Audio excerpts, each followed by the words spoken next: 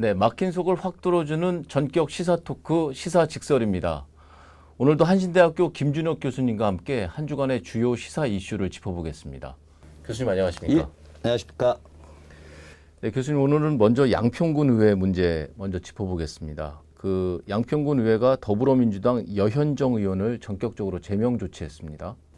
예, 양평군 의회가 여현정 의원이 서울 양평 고속도로 종점 노선 변경과 관련해서 진실을 이야기했다. 그런데 그 진실이 사실은 거짓말이다. 뭐 이런 이야기를 통해서 양평군 의회에 제적 인원이 7분인데 국민의힘 의원 5분이 민주당 의원 2분 중에 한 분인 여현정 의원을 제명 의결을 했습니다. 그 다른 한 의원에 대해서도 제명 조치가 결의가 됐었죠? 예, 양평군 의회 최영보 의원인데요. 최영보 의원이 당시에 여현정 의원이 이제 양평군 공무원과 대화하는 과정에 함께 참여했다는 이유로 공개적인 사과를 해라라고 하는 것을 또 의결을 했습니다. 네, 이 문제에 대해서 그 경기도당, 민주당 경기도당에서는 강력하게 지방의회 독재다 이런 표현을 써가면서 강력하게 반발을 하고 있는데요. 저는 뭐 지방의회 독재뿐만이 아니라 이거는 그 의회 민주주의를 파괴하는 폭거다. 저는 이렇게 생각을 하고 있고요. 지금 그 양평군 의회의 어떤 다수 인원을 독점한 이런 정당이 이런 소수의 어떤 정당을 갖다가 아주 무력화하는 굉장히 그 잘못된 일이라고 할 수 있습니다. 여현정 의원 입장에서는 좀 억울한 측면도 있을 텐데. 아니 의회 민주주의라고 하는 것이 생각이 다른 것을 포용하면서 함께 발전하는 것인데 여현정 의원이 잘못했다라고 하는 것이 양평군의 도시계획 팀장과 대화하는 내용들, 그 대화 내용이 양평군에서 독자적으로 서울 양평 고속도로 종점을 갖다 변경하지 않았다라고 한 발언을 갖다 공개했다라고 하는 것인데 그건 어떻게 보면은 진실된 행동일 수도 있는 것이고 또 정당한 행동일 수도 있는 것입니다.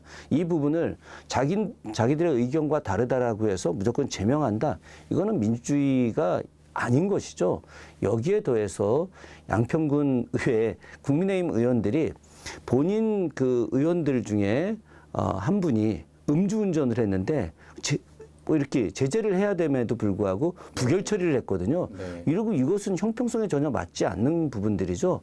그렇기 때문에 양평군 의회가 좀 늦더라도 다시 여현정 의원의 제명한 것을 갖다가 이렇게 취소하는 그런 의결을 할 필요가 있다고 생각을 합니다. 네, 뭐 이 양평군 의회 부분에 대해서는 저희가 좀 더 관심을 갖고 계속 지켜보도록 하겠습니다. 예. 예, 두 번째 시사 문제 한번 짚어보겠습니다. 이재명 민주당 대표의 무기한 단식 부분에 대해서 한번 짚어볼 텐데요. 먼저 이 시점에서 이재명 지사가 그 단식을 하는 그 이유, 목적은 뭐라고 생각하십니까? 이재명 대표와 더불어민주당이 공식적으로 밝힌 내용은 후쿠시마 핵 오염수 무단 폐기에 대해서 윤석열 정부가 어떤 조치도 하고 있지 않기 때문에 야당 대표라도 목숨을 건 단식 투쟁을 통해서 그것을 막아내야 된다. 그리고 관련된 인접국가 80여 개의 국가와 연대하는 이런 일을 하기 위해서 단식을 하고 있다라고 이렇게 밝힌 바 있습니다. 뭐 오염수를 창씨 개명해서 처리수로 만들었다라고 이렇게 강도 높은 발언도 하셨어요. 예, 이재명 대표가 굉장히 그 사이다 발언 많이 하셨던 분이었는데 이번에 좀 센 사이다 발언을 좀 한 것 같습니다. 오염수를 처리수라고 했다. 이건 일제강점기에 우리 조선인들의 이름을 일본식으로 바꾸는 창씨 개명과도 같은 거다. 뭐 이렇게 말씀을 하셨는데 지금 이 창씨 개명 발언과 더불어서 많은 분들이 아이 무슨 처리수냐, 아예 그러면 청정수로 바꿔라, 뭐 이런 이야기까지 지금 나오고 있습니다. 네. 그 많은 분들은 뭐 국민의힘뿐만 아니라 국민의힘에 동조하지 않는 분들이라 하더라도 이재명 지사의 단식은 득보다 실이 많고 이 시점에서 또 본인 개인의 수사와 재판에 영향을 끼치려고 하는 투쟁이 아니라 투정 아니냐라는 시각도 많이 있습니다. 뭐 일부 그런 시각이 없는 건 아니죠. 그런데 여기서 지금 우리가 하나 생각해 봐야 될 게 있습니다. 기존의 야당 대표가 단식을 하거나 또 원내대표가 단식을 하게 되면 상대방 당에서 찾아가서 위로하고 또 문제를 해결하는 방안을 찾는 것이 지금 해방 이후 우리나라 한국 의회사에서 나타난 모습들이었거든요. 그런데 이번엔 특이하게도 굉장히 거대 야당의, 그러니까 제1야당의 대표가 단식을 하는데 상대방에서 조롱을 하고 있다라고 하는 사실들, 이거는 도저히 있을 수 없는 일이고요. 네. 다음 문제 한번 짚어보겠습니다. 21세기 대한민국의 때 아닌 이념 논쟁이 뜨겁다라는 얘기가 지금 많습니다. 그 홍범도 장군 흉상 이전이 그렇고 또 그 광주에 세워지기로 한 그 정일선 역사공원 조성이 그렇습니다. 특히 정일성 역사공원 같은 경우에는 이제 광주시와 보훈처 보훈부, 지금 보훈부가 됐죠. 보훈부와의 갈등이 아주 심한데요. 특히 이제 박민식 보훈부 장관 같은 경우에는 이 역사조성공원 관련해서 장관직을 걸겠다고까지 얘기했습니다. 때 아닌 이념 논쟁이 왜 지금 불거지고 있는 겁니까? 반일 감정을 반공주의로 덮으려고 하는 얄팍한 술책이다. 저는 그렇게 생각을 합니다.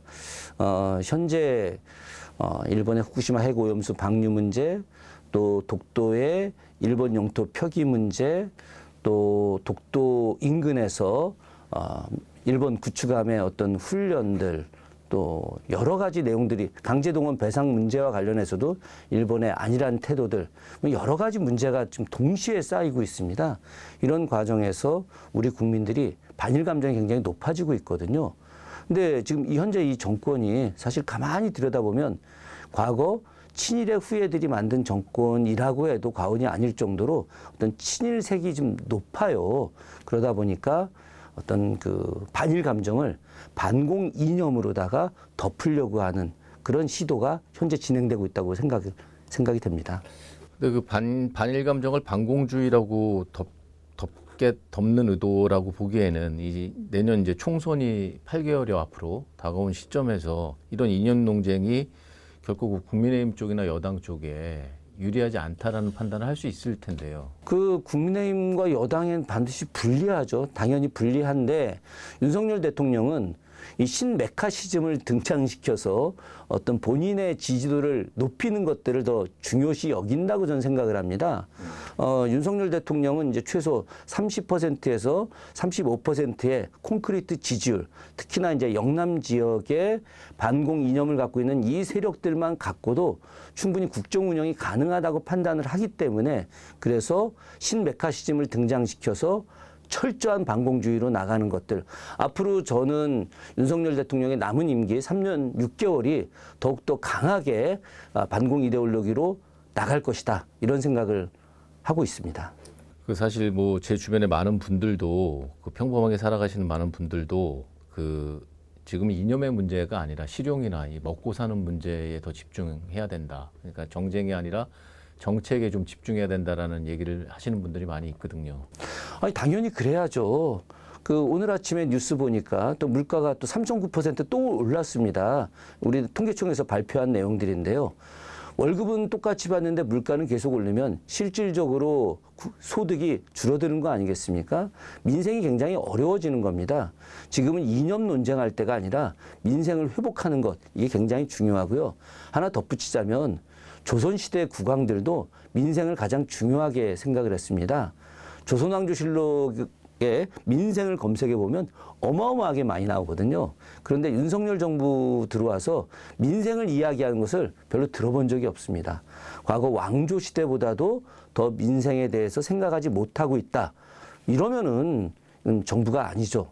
저는 윤석열 정부가 이런 이념 전쟁이 아니라 이념 전쟁을 통해서 자신들의 어떤 권력을 계속해서 유지하려고 하는 것보다 민생을 통해서 국민들이 안정되게 살아갈 수 있게 해주는 것이 더 중요한 정부의 역할이다 생각을 합니다.